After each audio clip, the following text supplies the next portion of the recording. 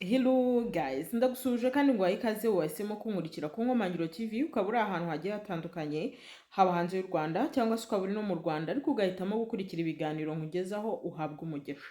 Nizere ko mumeze neza, abatameze neza nkunda kubabwira ngo mukomere mu ijuru hari Imana. Nshuti yanjye ntabwo ariko bizahorana ukuri. Ntabwo paje zigize igitabo cy'ubuzima bwawe zishingiye kuri uwo mubabaro, zishingiye kuri ubwo buribwe. Burya igitabo kigirwa na paje nyinshi. Ushobora kuba ugeze kuri paje y'uwo mubabaro ariko ejo paje yakuburuka ugasanga ni ibitwenge. Ndabikwifurije cyane. Rero reka nshimire abantu bakoze subscribe, niba tugeze ku bihumbi 138, ni umugisha ukomeye. Imana ibahe umugisha. Ndabifuriza rero kuzajya muhirwa mu byo mukora, icyo kiganza cyabikoze rwose gihabwa umugisha. Nkurarikira nawe kuba utarakanda subscribe rwose uri mu bihombo. Hano turivura kandi hano ntago tubeshya, sibyo? Hanyuma rero hari abantu benshi banyandikira ubutumwa bambwira ngo uzadusubiremo umuti wa ma infection, ibyo dushobora kwifashisha tugakira ama infection.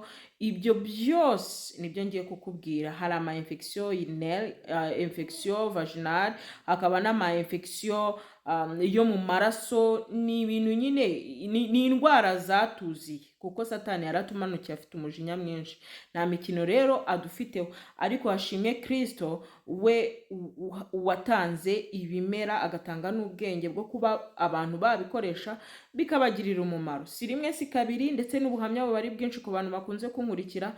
Infection rwose ku muntu tuziranye arazikira. Sibyo? Aha, reka twibanzirize rero ku bimenyetso bishobora kukwereka ko waba urwaye infection. Kugira ngo nuza kwibonaho ibyo bimenyetso uhita uvuga ngo burya nanjye koko ndazirwaye cyangwa se zigiye kunyataka. Hari abantu bakunda rero kubana nazo bakumva ni umuturanyi mwiza, bakabanye nawe igihe kinini, nyamara ibiramambu infection zibaye nyinshi zishobora gutuma udasama, zishobora no kugusenyera kubera ko ubushake burabura mu gikorwa cyo muri Edeni. So rero ni byiza ko ugomba kwivura cyangwa se ukivuza igihe cyose ubonye ibimenyetso nk'ibi ngibi kugira ngo urusheho kwigirira ubuzima bwiza. Hari ibimenyetso ngiye kukubwira rero. Ikimenyetso nyamukuru ni ukugira ururenda rudasanzwe ruza mu myanya yawe y'ibanga. Hari kandi bitewe n'udukoko dutera ayo ma infection, hari igihe ururenda rwawe ruza rusa nabi, ugasanga ururenda rwawe rufite ibara risa n'ikigina, umukara se, umuhondo, ugasanga ni ibintu bitari byiza. Hari abarwara ama infection ukabona bari kuzana amashyira mu myanya yabo y'ibanga, ukabona bari kuzana ibintu bisa umukara bifite nyine, wanakwambara suvetoma y'umweru ugasanga hariho ibintu by'imikara ukibaza why.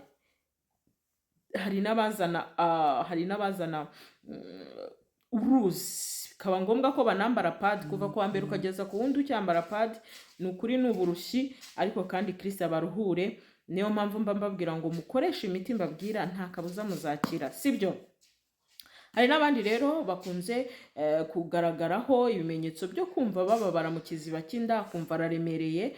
Hari n'abandi bajya gusoba cyangwa se kwihagarika, ugasanga barajyayo kwihagarika udukari dukeya tukaza twokera, kandi akumva n'ubundi aracyabishaka, sibyo?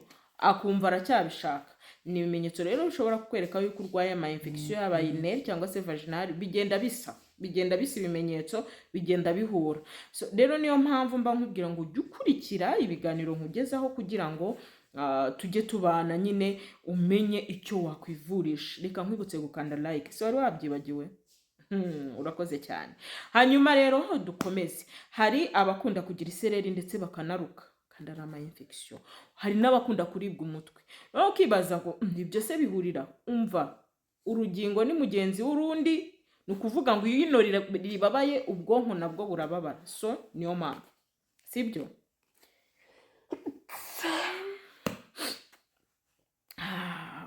Nyaka gripe kagiye kuza.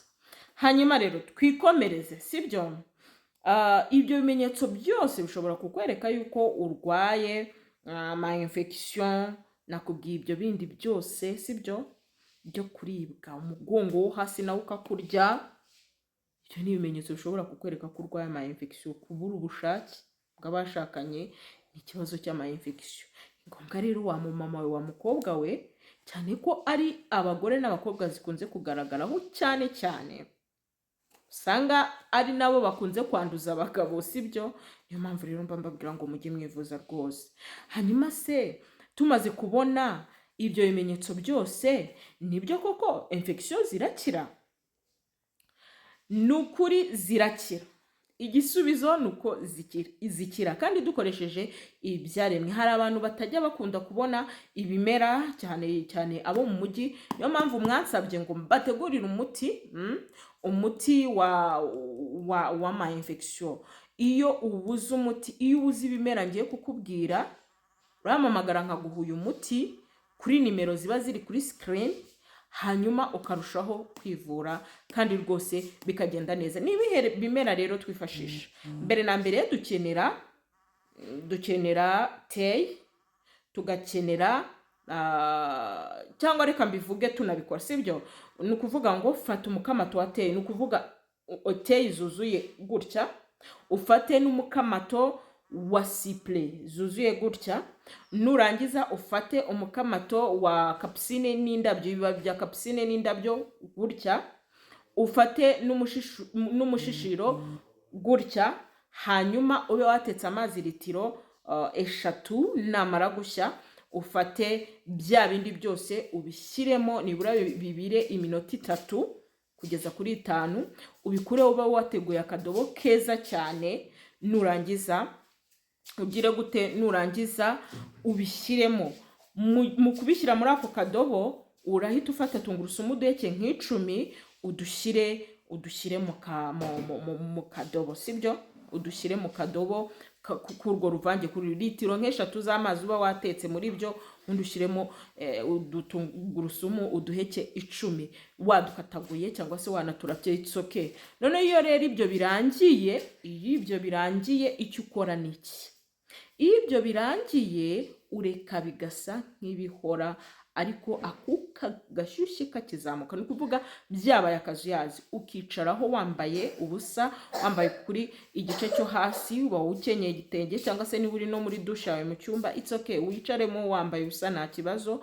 Hanyuma warangiza ukicaraho iminota 10-15, sibyo? Cyangwa se kuva kuri 15 kugeza kuri kuva kuri 15 kugeza kuri 20 ukicaraho. Iyo umaze kwicaraho rero nshuti zanjye, uvaho ibyo bintu ukabimena, ku mugoroba ugakora ibindi bishya, sibyo? Ugakora ibindi bishya, kuko iyo wicayeho hari igihe ama infection aba yarabaye menshi, imyanda igakamuka muri sex ikamanukira muri bya bindi mu kadobo. Ni nayo mpamvu ukwiye kukoza neza bya bindi ukabimena, sibyo?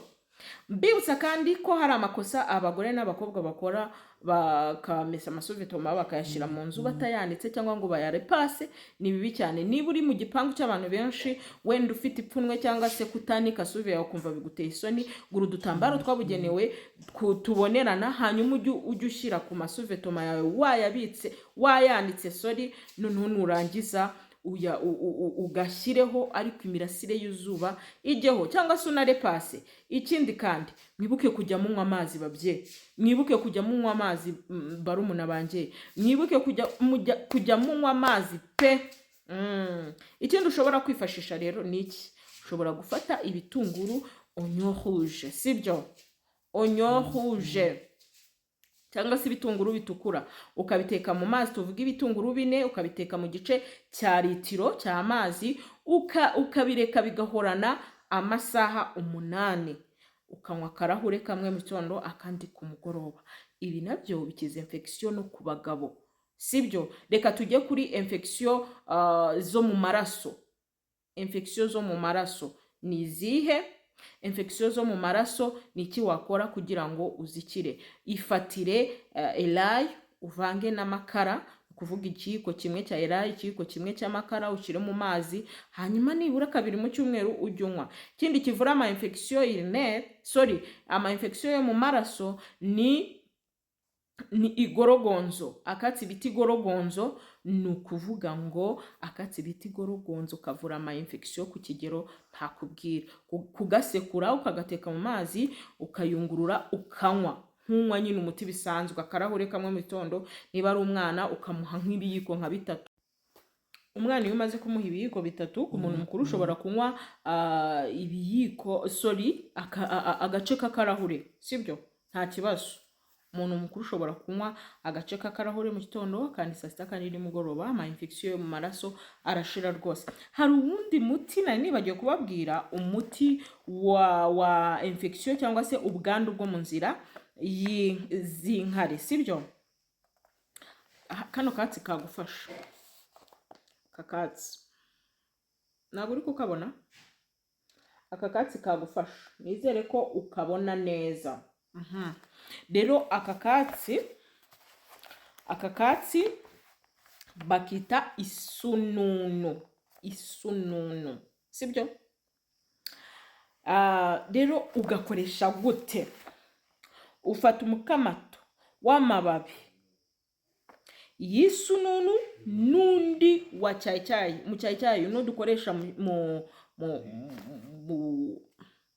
mu cyayi, sibyo? Ukabiteka muri litiro y'amazi, ukayungurura, ukanywa ikirahure kimwe mu gitondo, kindi nimugoroba, ukabikora iminsi 10. Infection urinaire ngo mutahe. Ubwandu bwo mu nzira z'inkari ngo mutahe, bihita bishira. None se nkubwire ngo iki nshuti yanjye? Reka nkubwire ngo izere uzakira. Nujya ujya gukoresha ino miti, ujye usenga, Imana izagufasha ukire.